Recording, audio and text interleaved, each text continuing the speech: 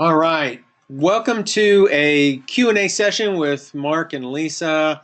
Want to just take a few seconds here to let people finish getting on since we just got this started up. I'm so happy you guys are here. Wanting to welcome you to the Realvolve family and make sure that we get all your questions answered. So what we typically do on this particular session, this is a very informal type of webinar that we're running on this particular session. It's really just a Q&A for you guys. So if you have particular questions, if you have any kind of doubts on something, it doesn't really matter what it is, we are here to try to help you figure out what the solution is. So over on the right-hand side, just a few housekeeping type things. We are recording this, so if you want to hear it later, if we go too fast, you want to be able to hear it later, you can certainly do that. And if you can't stay the whole time, certainly you can leave, come back, and listen to it on the recorded video. So hope that will be of use to you. On the right-hand side is your toolbar. And that toolbar has an area where you can ask questions. There's a questions area. First off, see if you guys can find that. And if you do find it, answer yes or something that tells me that you can type in there. Let me know if you can see my screen as well. Make sure that that's going. So many times I get started and I forget to show my screen, and we don't want that to happen. So do you guys see the questions box on the right-hand side? And are you able to answer anything in there, type in there? Or in the chat area? Not seeing anything, Lisa. There.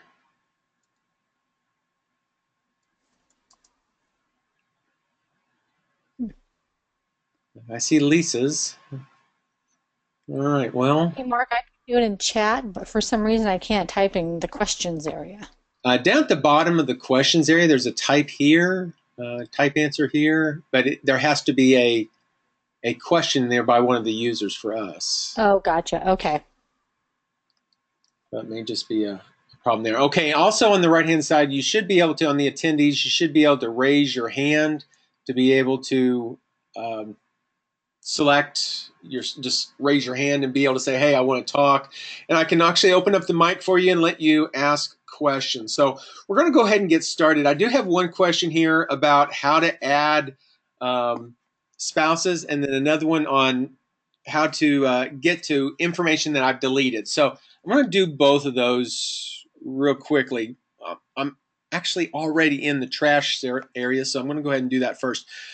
Anytime you delete a contact, a property, a transaction, a workflow, different types of documents, attachments, that type of thing, whenever you delete any of that information, it doesn't actually just delete it, doesn't get rid of it, it puts it into a holding area. So if you go in under the little drop down on the right-hand side, upper right, you click on settings, it'll bring you into our settings area. Over here on the left-hand side, you'll see trash item. Now this is getting ready to change just a little bit, but right now this is the way it looks for you guys.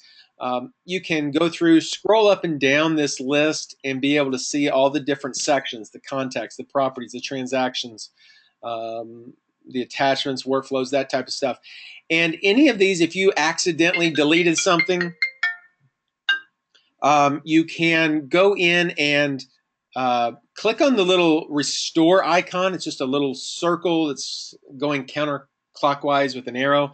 That will restore that particular data item from the trash and into its appropriate section. So if you're in the contacts, it'll restore it there, properties, transactions. So that's pretty much what that is there for.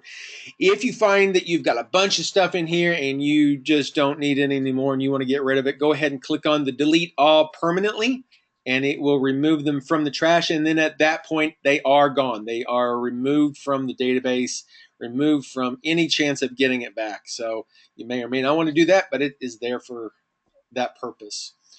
Just to give you a little heads up, in the next day or two, I'm not sure exactly when I don't know that we've got it scheduled exactly. The trash will actually look like this. We're cleaning it up some so that you can go to each of the different sections from a box at the top and be able to restore them a little bit differently. One thing that there is available, and I want to make sure that you guys know this. This is an important one. Over here, there is a recently deleted option. So anything that is in the list at the top is more recently deleted than the other. And I want to make sure that we restore that. If there's something that needs to be restored, it can be restored. So definitely take a look at that. If you need anything restored that you accidentally deleted, that's where you go. Now, for contacts. I have actually, I've got a couple items on here that needs to be deleted, and I haven't deleted. But say, for instance, we've got some contacts in here. I'm going to add a new contact. Let's just go in here and say, add a contact. So you click on the little plus, choose contact. What that's going to do is bring you to a brand new data entry screen. In this case, we're going to type in Sam Jones. And Sam Jones, you can put in all the title, company, type information about Sam if you want, any kind of home address, work address. One of the things that's going to happen here is whenever you click into the address field, you can type in the address, 123 South Main Street, and I'm going to just tab down to the zip code 65613. Whenever I do that, it goes ahead and looks up the city, the state, the county and country for us, and then I can just click on save. That information then is saved into that address box and put into a proper format for us, and then it also creates the little map. Whenever you're adding Sam, you may have a spouse to deal with. So we come over here to the personal details, relationship status, and we're going to click on the little plus to add a new relationship. In this case, Sam is married, so I can click on the married. If there's other choices that you need to choose from, there's engaged, separated, divorced, in a relationship. Some other ones, it's complicated. You can even choose some odd ones, but they're there for those reasons. In this case, we're going to choose married, and we're going to type in the name of the spouse. Now, if the spouse is already in your database, you can start typing and say Joan, Joan. If I started typing, and you'll see that it gives you a list of them, you could just select the name that's in the list. But if it's not in the list, go ahead and keep typing. In this case, it is Joan Jones. And really ought to put in the name properly with a capital J there. Joan Jones. And at this point, it's saying, hey, I can't find any contacts. It says search contacts, but it's blank. But that's because we don't have her in there yet. So I'm just going to go ahead and click on tab to tab out of that field. And at that point, it goes ahead and creates another record connection for Joan for us. We can put in any anniversary dates. It goes ahead and creates the greeting field. And the greeting field is used for doing our mail merging, doing our whenever we're sending out emails and information for the greeting. Dear Sam and Joan, in this case. The mailing name part of it contains the last name if you're using it for a mailing envelope type stuff. Down below this, we do have the ability to assign Sam as the primary, and that's currently checked. If you wanted to swap these around, so Joan was the primary contact, you could uncheck that, and it'll go back to Joan. One thing that most people want to do is if you've got a husband-wife situation, you want to make sure that certain fields are always kept identical. So you can come in here and say, well, yes, there's two records. There's Sam Jones and there's a Joan Jones. But in this case, anytime I make a change to any of these fields, the home address, the home phone, the kids, the tags, I want both records to be updated to keep them consistent. So you can check those options off, click on save, and then at that point, it goes ahead and creates a second record for Joan. And you'll see if you move your mouse over the top of this, it does highlight it. I'm going to just move it off. You can kind of see it changes to a blue on my screen. By clicking on that, I can click on Joan Jones, and it will then switch to Joan Jones's record. And I go to the contact, and you'll see there's the 123 Main Street. Had I had any of the kids' information, it would be in there. So maybe Joan and Sam have a kid named Sammy. Well, if I put in Sammy as the kid's name in Joan's record, Joan's record, well, I really should have chosen a different name on that one. Wasn't really thinking. But now I want to go back to Sam. So I go back to Sam and click on Sam's record, and then I go to the contact record, and you'll see that Sammy is on his record as well. So it just keeps them correlated and ready for information that you can put in on both sides. Phone numbers, like home phone, can be shared, but most people have their own separate mobile numbers. So that's why we have separate contact records for both husband and wife. That way you can identify the appropriate information, the work information, the email information, and then whenever this information then synchronizes to Google, that then goes into your phone, you have the proper information for each contact. And that's just an important aspect of keeping Realvolve up to date and ready for you. So let me see if we've got any questions over here. Greg has a question. What is the best way to handle a lease? Greg, that's a great question. What we are in process of doing for handling leases is adding some additional fields and statuses to be able to handle leases. You could go ahead and put in them just like a normal transaction for right now. And whenever you put them in, you can click on add a transaction, put in the pertinent information for that transaction, which, say for instance, I had this 123 Main Street. In this case, the statuses don't really fall into a good category for leases. And that's what we're in the process of changing. We're going to add a lease option, but for right now, you could use like a pending or something like that that allows you to keep track of that. Excellent question. It's something that we don't handle well right now, but we are aware of it and we are working to make that a better solution for you. Once you have it in here, one thing that you can do is under the radar tab, if you come to the tags section, you could just put in a lease tag in there, and then that way, whenever it's added to the system, you could go in here real quickly, say, show me, basically by anytime you click into the transactions, you want to come into the tag field, you type in that you want to deal with a lease. Actually, I already had a lease in there, so I want to choose lease, and then it will bring up any transaction that deals with the lease. And at that point, also, you're able to put in the information on the people, the party members that are involved with that transaction. In which case, we do have tenants. There are tenant 1 and 2, basically putting in other information that you may want to deal with on that, but that's really how most of the agents are doing it at this point. So hope that answers that question, or if that answers what you needed for that question. If there's something else on that, let me know. Yes, thanks. Okay, great, Greg.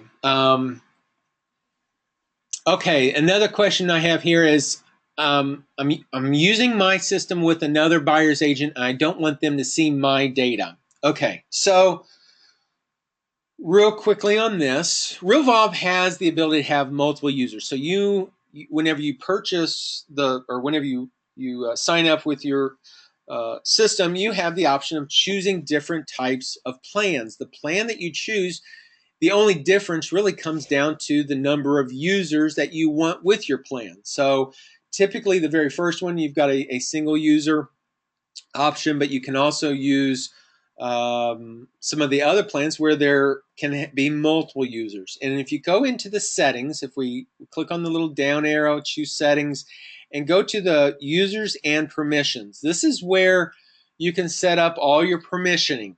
And this is where we can click on and say we want to invite a new user. So we click on invite a new user, put in their first name, last name, and their email. This is somebody that you're going to allow to log into your database and be able to put information into your database.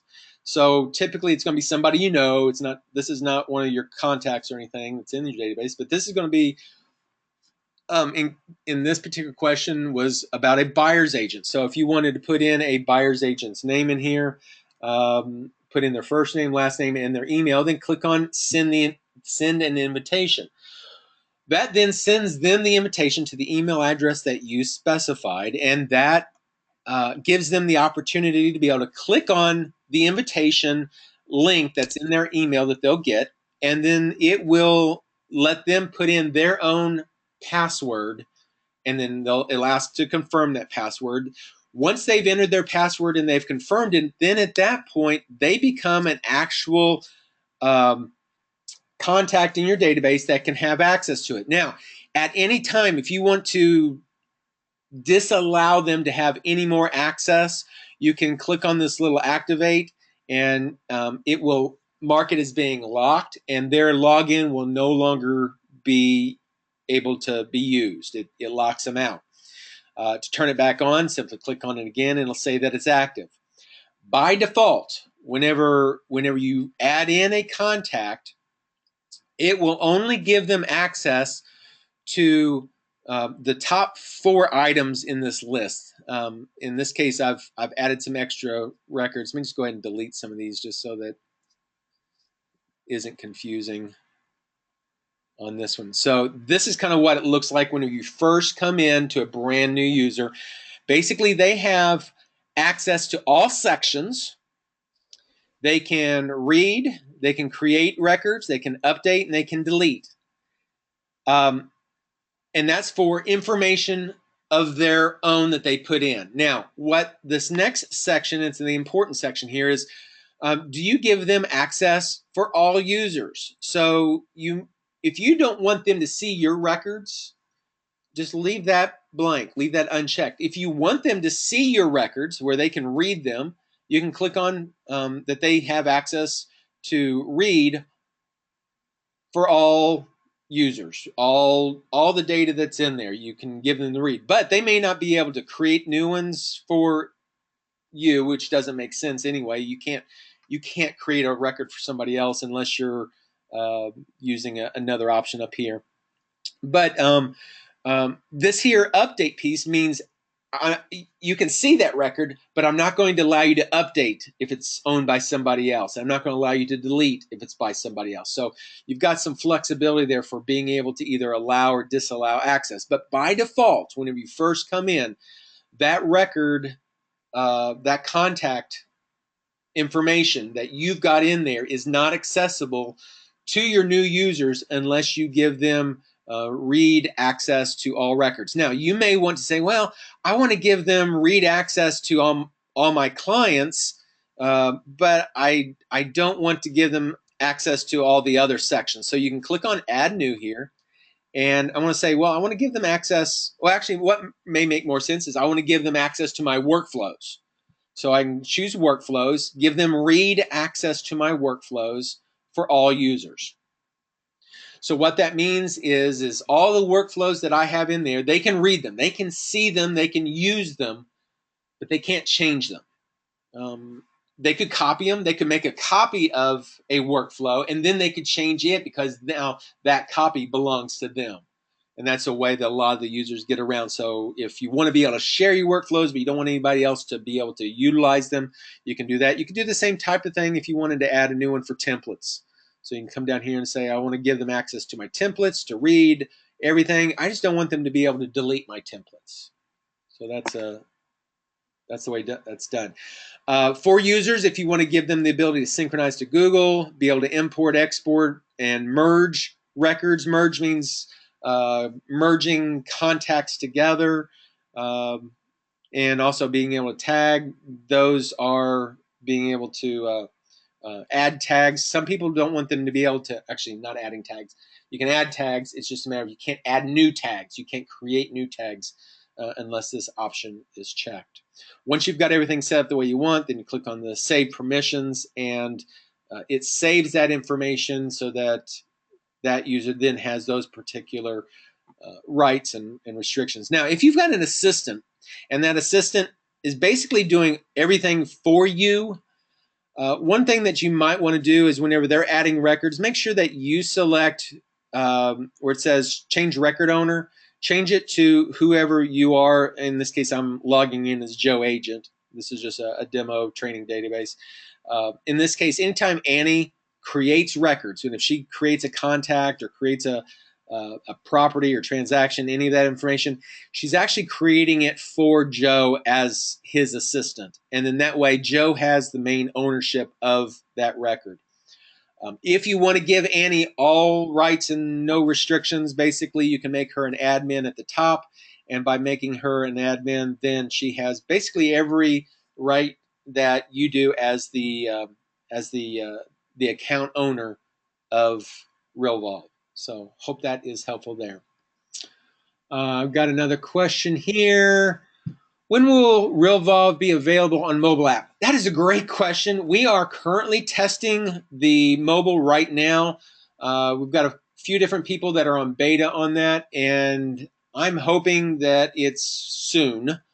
There's still a few tweaks and things that they're making to it, but it will be coming out very soon. I don't have an actual ETA date on that yet, but it is on its way, and we'll be having some big announcements on that very soon once we do have the actual date, and also some individual training pieces that go along with that.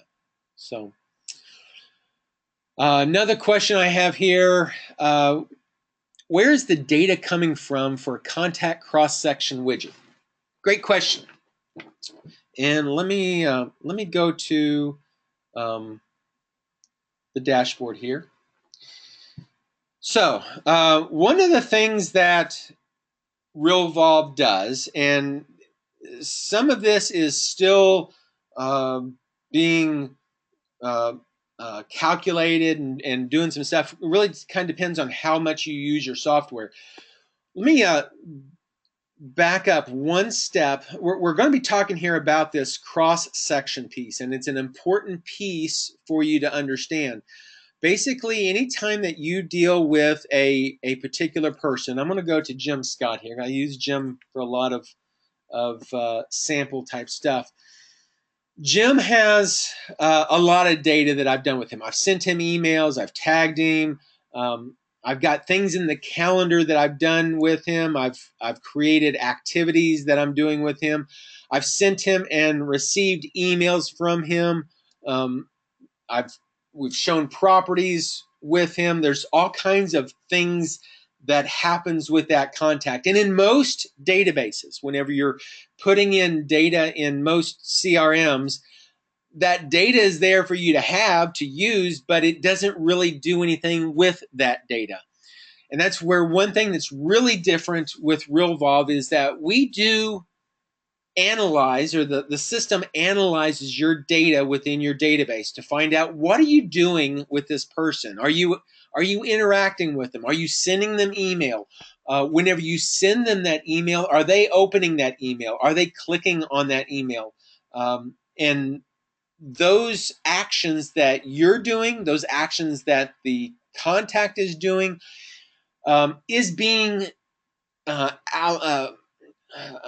looked at and evaluated to see what types of interactions you're actually doing and what kind of relationship is being built. And that creates a relationship score. And right now currently, we only have 12 points, which is still 12 more than anybody else is using, but it's 12 points that identify how your relationship is being built. Once that score is created on each of your different contacts, one of the things that we do is we look at down here in the contact detail, we have a stage of that contact. Where are they at? Are they in the aware, the know, the like, or the trust? Or actually, if there's a none, then it won't do anything with it. But if you put them in like an aware stage initially, then that will let us know that they're aware of you, you're aware of them, and you're starting to build a relationship. Typically, if you've got leads that are coming in from a lead generation website or whatever, they're going to come in with a contact status of suspect, maybe prospect. Suspect is you know they're there. They're in your database, but you don't know any details about them yet. They become a prospect whenever they start sharing a little bit of information with you, and once you get enough information that you can start really doing stuff with them, then they turn into a lead. Your whole idea is to go from suspect to prospect to lead to eventually client. And then once you get them as clients, you go through the process of listing with them, you go through the process of buying with them or whatever. And then once that transaction is complete, then they become a past client. So there's some stages of information that's dealt with here, and also the aware, know, like, and trust. Now, the reason why we use those two and they correlate with our dashboard is this. Same aspect. Whenever I look at this now, I can see that I've got 3 people that are in my suspect group that are also aware of me. They're probably brand new to my database, and their scores are changing for some reason. They're either going up or they're going down. There's something about these 3 people that we need to deal with. The average score in there is a 38. The score ranges from 17 to 56. Now, if I click on this, it's going to tell me some information about those people. Some of these, their scores are lower and some of them are higher. One of the things that you're going to see here is you can take a look at, over here on the R factor, you can take a look at how many contacts you have in each of your different sections and what their average score is. So we've got 7 contacts that are in my suspect group and their average score is 24.4. Well, if we look at these numbers, I'm seeing, hey, we've got 2 people that are extremely high. In fact, they're pretty much in that prospect stage, that prospect group, yet they're still in the suspect. I really need to call these guys. So I can come over here, click on Bruce Wayne, and then be able to see some pertinent information about Bruce. What his phone number is, what phone numbers there are. I could click on those, and if I've got my Skype or whatever, it can dial for me, or I can just dial it, on my regular phone. There's a button here so that I can click on and add a note and be able to add any kind of note to Bruce Wayne in this case. I can send him an email. I can send him a text message right from this. Down here at the bottom, it's basically showing me why I need to contact him. Well, I've not done anything with him in 90 days, and I've not visited with him in a long time. And you should create a note. It's just saying that, hey, there's 3 different things here that you really ought to be doing. At least do one of those. You can do something about Bruce within your list. So there's multiple things that can be happening here. And their scores, as their scores go up, there may be a reason why those scores are going up. There could be some other options on here that says, hey, they've opened up this certain email 4 times and clicked on property multiple times, and we need to be calling them because they're really interested. They're hot to make a call. So there's some things that can be popping up here that is going to correlate to that person. So after you do what you do, I mean, you can click on the little calendar here and say, well, I've called them today, so I made my little call. Maybe I made a personal visit or personal note, or possibly there's a postponed contact date here. So I can say, well, I made a phone call. I know there's things that I might need to do, but he really didn't want me to call until maybe after July. So I'm going to come over here and say maybe on August 1st, I'm going to give him a call. So I can postpone any more information to do with Bruce in this case until that particular date is done. I can then go back, and deal with those. This here does refresh at some point. It should actually go away the next time. Yeah, there we go. So as you complete these tasks and do things with these people, their information will show you the scores, will show you some of the factors where they are, and that will really tell you why you need to do stuff with them. And in fact, we tell you that as well, but just some good information there. Greg, did that answer your question? Let me know if it did, or if you got other questions that go along with that. That was kind of a long-winded answer, but that's really got to kind of get all that information in there to really understand it. Can you show us how to set up a workflow? For example, setting up the necessary tasks and documents for a new buyer. Yes, I can do that. Basically, what you're doing is at the top of the menu bar at the top, we've got a section here called Workflow. And that will take you into your entire workflow section, your workflow editor. On the left-hand side is a list of all your workflows that you may have available, and in which case you can, if you want to add a new one for a new, what was it, a buyer, for a new buyer. Okay, so let's just do one. It's going to be very short because really a new buyer workflow is going to be one that's got lots of different details, but I'm going to show you some very basics on it. So we're going to click here on the plus to add a new workflow. I'm going to say click on this create a new workflow, click on continue. The very first thing that we need to do in this workflow editor is create the title of this. So I'm going to say, and I'm going to put this at the top, I'm just going to say 00 new buyer. I put 00 so alphabetically it's at the top so that it stays at the top and I can deal with it. You can use whatever thing you want to. In this case, you've got a new buyer. What do you want to do with them? And actually, this is, let me see who this came from. I see two of them. I'm going to unmute you. Marcia, is this Office Marcia Realty Group? Can you hear me? Testing 1, 2. Can you hear me? Your mic's not on, or you're just not listening. Let me try the other. Mic's went off, went back on. Can you hear me? I can't hear you. One of the things that we could do here is go through and actually, let me see if I can. There's two of you here on this one. Let me see if I can unmute this one. No, it's not connected enough. So that's the only one I can see that unmute you. I was going to see about getting your audio on so that I can just ask you and we can just build a few of them. So I'm just going to have to make up some at this point, unless your mic comes on. I'll leave it on for a little bit here. So say we've got a new buyer and we're dealing with, in this particular case, we're dealing with the contact database. We've got a new buyer. What are the things that we want to do with this buyer? So I'm going to choose the contact database that we're going to be mainly dealing with. Now, if this was a new listing, you're going to want to deal with the properties. If this was the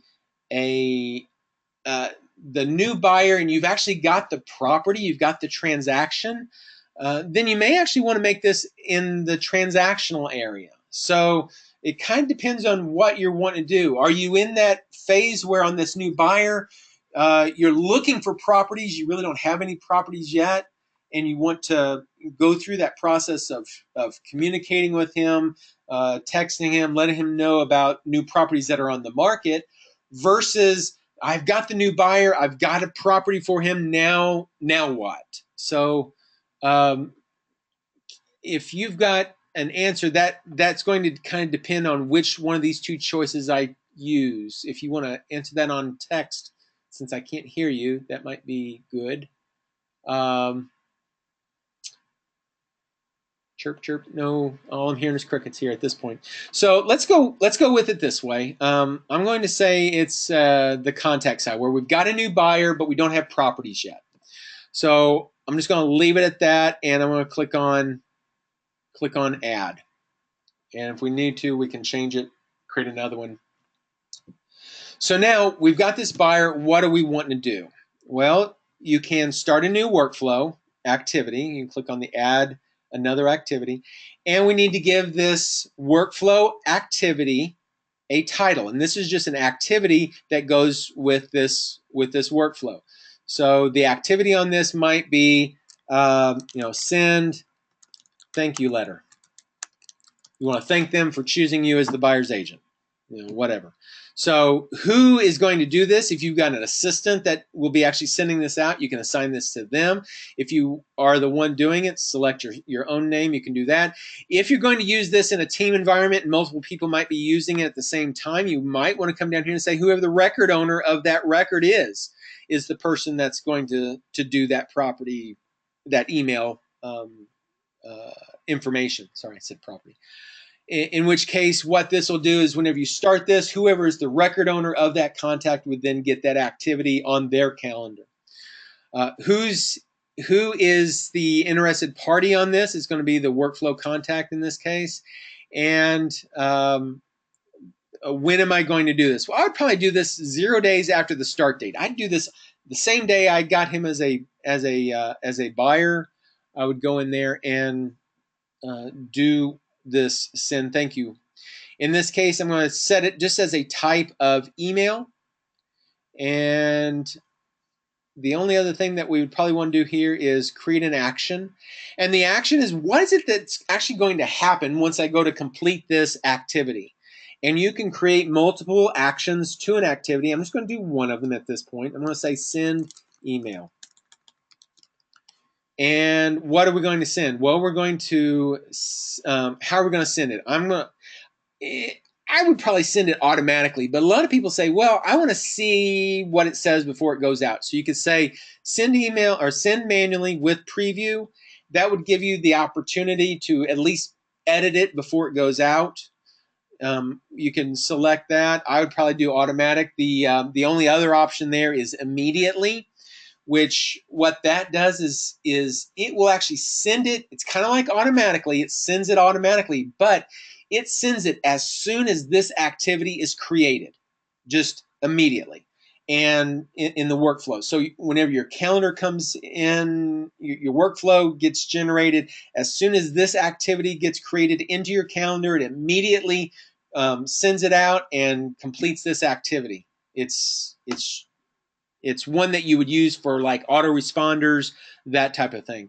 If you want it to go out automatically, but at a certain time of day, like 8 o'clock, you can set automatically, and then it'll go out at 8 o'clock automatically. But for this particular case, we're just going to choose with preview. And then I'm going to say that we're going to be sending an email. And what are we going to send? Now, in this case, I want to say thank you. Thanks for registering. I don't really have a good one here for that. So I might want to create a new letter of some sort. I'm just going to choose thanks for registering. At that same time, you've created this. One thing you might want to do here is create a tag on this person. We just did a tag webinar. It's out on our YouTube channel, but you might want to put them in there as a buyer. You might want to put them as a other tags as well, but you could add buyer to the tag list so that whenever this activity goes out, you know that it's already tagged them as a buyer, whether you did it or not. And then we click on the little save. I won't go over the other options at this point. Basically what that does is that creates this activity with this one action, and we can click on add. Now, if I wanted to have other options, maybe I wanted to choose whether sometimes I want to send them an email, sometimes I want to send them a text message. I could create another action, which is a text message, and send it out as a separate one, and either do both of them if I wanted to. But in this case, I'm just going to click on add. So it goes ahead and creates that activity to send my thank you. Now, what we'll probably want to do is, because he's a buyer and I know that we need to do some searching and stuff for him, we want to remind ourselves to check MLS for blah, whatever he's looking for, 3-bedroom, 2-bath house or whatever. So you can put in some information for buyer. In this case, it's just a to-do. It's something I would do. And when might I do that? Well, it may be something where I'd want to do it on that first day. Maybe I've already done that, but maybe I want to do it 7 days after. I just want a reminder of myself, hey, you need to go do this. Well, you can create this as being 7 days after the start date. I want to do that. You could also set it up so that it does it repeatedly. So if you wanted to do something weekly, every week on a certain day, you could do that. Or if you want to do this every 7 days, You can set it up so that it goes and repeats this activity over and over and over again. I'm not going to do that for this one, but you can certainly do that. In this case, it's just check MLS for buyer, and you guys can create whatever activities you want in this workflow. The whole idea of a workflow is to automate the things that need to be automated so that it opens up the time so that you can do the things that you should be doing, um, like building relationships with your buyers, doing the things that the software can't do. But anything that can be done by the system, let it do it. So maybe we want to do 5 or 6 other things. You can just click on add and just repeat that over and over again until you get all the different things that you want. Now at this point, I've got a new buyer. I've got 2 things I want to do with them. Now I want to use this. I come over here to my dashboard. I go to Jim Scott as a sample here, and maybe he's a new buyer. I just want to start doing something with him. I can come over here and say I want to start a new workflow. In this case, I want to go to the little drop down and choose 00 new buyer. We're going to be applying it to Jim Scott, who is our default workflow contact person. Here's a list of all the things that I'm going to do. Now, there could be 20, 30 things in here. If there's any of these you don't want to do, you can uncheck them if you want. You can leave them checked. We didn't talk about groups, but if there's certain things that deal with certain types of things, you can exclude them out of groups. We do have that in a workflow training, so certainly take a look at that. I'm going to click on next. Now, I told it that I wanted to do one of the activities by the record owner. In this case, it wants to double check. Hey, you sure you want to do this with the record owner? In this case, Mark Stepp is the record owner. Yes, I do. I'm just going to leave it at that. And now, when do I want to start this? Could be that we're at the end of the day. I really don't want to do anything today, so I'm going to start tomorrow, in which case it'll go ahead and change the dates for me. If you just wanted to use the current date, just put that in there, and you're able to do that. Click on done at that point. Then at this point, it goes through and it creates all those workflow activities, whether there's 1 to thousands, whatever activities you want to for that particular person is now in the system. So if I go over here to my activities, I can see a full list of the activities in the list. We go to the incomplete ones. In this case, I want to see all my incomplete. So here's my send a thank you letter. I'm sending to Jim Scott. I'm the one doing it, and it was for today. So I can come over here. I want to check to complete this. I would check mark that little item. Now, because there's some actions and stuff that are available, I could just close it and it not do anything. But if I wanted to go ahead and send this email and click on this little send, click on run, I had told it that I wanted the opportunity to be able to edit it. So it's going to let me send it if I want to, skip it if I decide, I really don't want to send it. But I can also choose edit. So I can click here on edit. It then gives me the ability to edit whatever I want to with this information. If I want to see it's a small screen there, so you really can't see it very well. You can maximize the screen clicking on the little arrows there to maximize that. You can CC and BCC other people if you want. Once you're ready, click on send, and it will go ahead and send it. I'm going to choose do not send because I really don't want to send Jim this. That's his actual stuff. But what it does then is once that's been completed, it will then mark it off the list, and it will be considered complete. So my next opportunity is not until June 23rd, so I don't have to worry about that. But if I was to go to my calendar and look at the month of things that need to be done, you'll see that the other activities there. On anytime you're dealing with a month view, anytime you complete an activity off of your list, it goes ahead and removes it from the calendar, the full month calendar, because there's not a whole lot of room in there. But you can go to the week view and you can see what activities you've actually done. In this case, the send thank you letter. You'll see there's little diagonal lines through it. That means it has been completed. It's been done, so I don't have to worry about it. If I go to the next week, you'll see that there's one here for check MLS, and it's not complete, and it's just a solid color. I could have added colors to those as well, so that's that. But that's pretty much how you set up a a workflow and how you use it very quickly. The real key to setting up the workflow is identifying what all you want in your workflow. What are those activities that you want to do? We only set up 2 of them, but you can have an unlimited number of them to be able to make sure that all the different activities gets done the way you need. Any other questions? See one here. Can we go over using the pipeline for a transaction? Okay, so whenever you're dealing with transactions, you want to see the different types of things that you've got in your transaction list. Pretty much there's a couple different things. The volume pipeline kind of shows you a summary of what's in your database that's assigned to you, and some of this year-to-date stuff goes along with that. I'm going to show you something. I want to make sure that, and we cover this a lot because a lot of people miss it. It's something that is not quite understood very well, and we need to do a better job at explaining it. Whenever you're dealing with a transaction, there are different statuses, of course. You've got your closed status, you've got your pending, clear to close, and contingencies. The pending, contingency, and clear to close are basically things that it's not closed yet, but it's in process. It's getting there. And based off of those 3 statuses being in there and having the sales price in there, along with 2 other pieces that's very important, and that is this.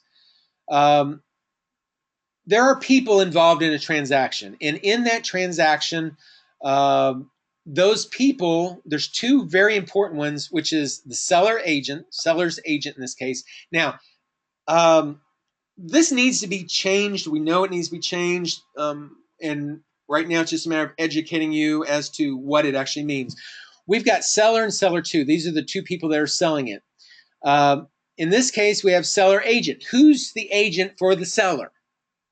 It's not the selling agent who is, a lot of people in their areas, the buyer's agent, the person that actually found the buyer, they're selling it, they consider that the seller's agent. This is really more related to the listing agent. We really need to rename this to listing agent. It's not, it was actually that before I came into Realvolve, but at this point, we're going to assume that if you are the agent, your name needs to be here, and your name is the one that's in your contact record that has you as the user. So if I come over here and I look at the names in my database, you'll see that there are little heads, little figurines to the right of some of these names. These are the names of users that are in our database. And if I go in here and I look for Mark Stepp, and as just searching by the name here, I can find Mark Stepp. You'll see that there is a little figurine off to the right of my name. And at some point, probably what I've done is I've just clicked and dragged my name into this agent side. So this means I'm representing the seller for this particular transaction. Now, the same type of thing is available for buyer. There's a buyer agent. Now, I might represent both of them, both the seller and the buyer, in which case I would drag my name into here as well. By having me in both of those slots, whenever we deal with the commission information, for the list side, this would be my percent, and the buy side would be my percent, the percent signs and the values. I'm representing both the selling and the buying side. Again, that should be probably the listing and buying side to make more sense, and that's going to be changed. In which case, all these numbers add up based off of that. Now, if in your company, your team, one of your team members is the buyer, one of them is the buyer's agent, one of them is the listing agent, in that particular case, these numbers get broken up differently. And based off of how these settings are set up, whether it's yours or somebody else's, is really where it determines what goes on the dashboard. You only see that information that is on your dashboard. So the year to date or anything that deals with you being on the seller side for this year. If there's information on there for the buyer, uh, where you are the buyer's agent, it will show in there as well. But if the other agents in your company or your team are listed as that buyer's agent or that listing agent for the other side, you won't see their information in your numbers, and that's really where that comes into play. So these numbers correlate to just your transactions. Now, under the volume pipeline, we do the same type of thing.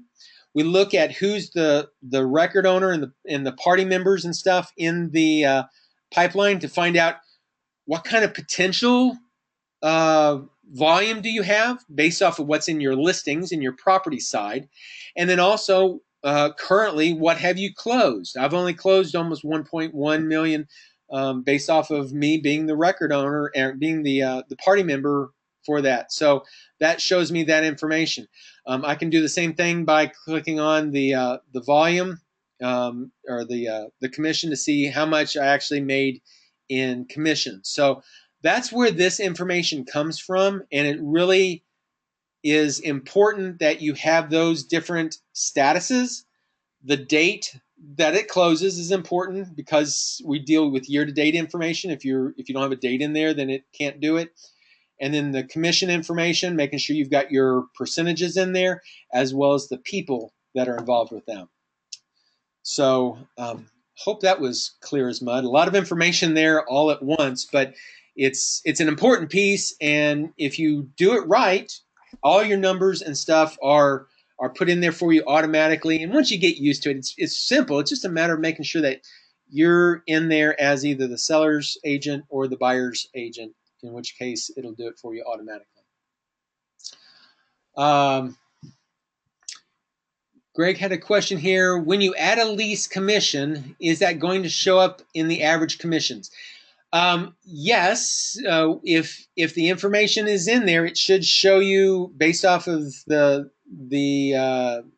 that commission information. If you come in here and you're as the agent and you put that in there, it would calculate that way.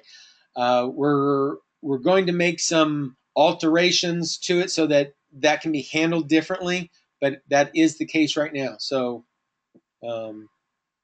those percentages and stuff are in there. If you wanted to, you could just put in, if you were the buyer side on that, and you just put in a commission amount, figure it in, net commission, that then goes into your overall. So. All right. We are at the last 8 minutes of time. Does anybody have any other questions? Lisa, did you have anything that you've been I up? do, Mark. Okay. Can you hear me okay? Yes, I do. When you're adding a transaction, can you add it directly from the contact, or do you actually have to go on that left side and start it from scratch there and then import the contact? You can, whenever you go to the contact side and say we go to, Joe Smith, I can go over to, well, that's interesting. Let me come back over here to my training side, just to make sure it's not a user issue here. Say I go to a particular contact, and in that contact, I go to the transaction side. I can click on transactions here, and I can click in and actually add the transaction right there. It will make the link. The one thing that we do have an issue with at that point is whether or not the party members are tagged properly. So you may still need to do that. We're working on correcting that so that if you're the buyer side, it's going to pop up and ask you whether you're buyer side or the seller side, in which case it'll do the automatic assignment. Most people will just come over here and click on create a transaction and then drag them in, but you can do it either way. Okay, perfect. And then one more question, it's about tags. Do you have to be in a contact to add a tag, or can you do it just generically on the left side? Tags tags kind of um, self remove themselves. If they're not used anywhere, they won't show up in the list. So you can't just create a tag and not have it for use in somewhere. If you want to use it Okay. and you want it available, the only other option would be to create a bogus uh, activity or a bogus something and add it to the list. But typically you want to keep your tags fairly clean. And if you don't have that tag available, it shouldn't even be listed, is the philosophy on that. So technically it does need to be added to an individual if you're wanting to use it. Okay, thank you. Anything else from anybody else? All right. Well, we've got into just a little bit soon on this one. I appreciate everybody's attentiveness. Thank you for coming on. I know you probably have better things to do with your time than to be with with me, but I appreciate you learning and asking these questions, because the more people get into it, the more they ask, the more they're prepared whenever they actually need it. So many times people, and this is a frustration that I hear everywhere. Not no matter whether it's Realvolve, whether they're using Outlook, whatever. It's taking the time now to actually learn how to use your database, even if it's a matter of 30 minutes every day. Just learn something new. What does it do? How can I do something? And then that way, whenever you do need to use it, you're not having to learn at that moment. You know how to use it. You know how to take that contact and do something with it, so that it gets faster. The more you do things, the more you learn, the faster everything gets. And you see me kind of bouncing around on this. I mean, obviously, I know the software, I know the system, but we've got users that know it just as well, and they can bounce around even faster than I do, just because they're in a routine. And as you go through these routines, the more you do it, the better you get. So appreciate everybody attending today. If I will make this available just as quickly as we can get it uploaded. So look for it on YouTube. I'll also put it on the actual recording piece for the Q&A session. So if you have any other questions, look it up. And you guys have a great day. Thank you very much. You too, Mark. Thank you. Bye.